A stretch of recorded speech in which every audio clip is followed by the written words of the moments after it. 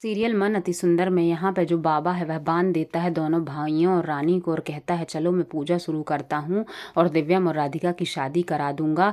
यहाँ दिव्यम और सारे घर के लोग, गोलू, सारे लोग बेहोश हैं। बाबा ने उन्हें बेहोश किया है और राधिका को एक बॉक्स में बंद कर दिया है बाबा ने, और वह जाप करने के लिए तैयार हैं। अग्नि जलाते हैं और कहते हैं कि रुको, मैं अभी तुम दोनों की शादी कराता हूँ। सारे घर के लोग बेहोश हैं, किसी को कुछ पता नहीं है। इधर राधिका भगवान से प्रार्थना करती है कि हे प्रभु मेरी मदद कीजिए और मैं उनको बचा सकूं, इसलिए आप मेरी मदद करना। तभी हवाएं चलने लगती हैं जोर जोर से। नरपत सरपत प्रार्थना करते हैं कि तुम लोग ये क्या लाल पाउडर उड़ा रहे हो और मेरे ऊपर क्यों डाल रहे हो, क्या होगा इससे, हमें बांधा क्यों है।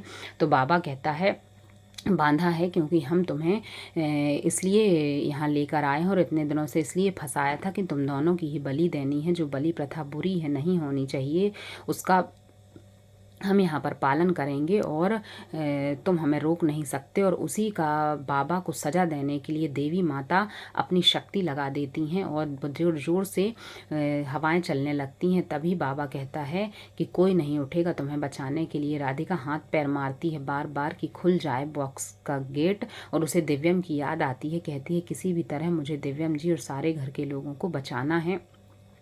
माता रानी मैं आपके आगे हाथ जोड़ती हूँ, मेरी मदद कीजिए। नरपत सरपत को जब यह बात पता चलती है तो वो दोनों बहुत ज़्यादा डर जाते हैं, हाथ पैर जोड़ते हैं। राधिका हाथ जोड़कर प्रार्थना करती है।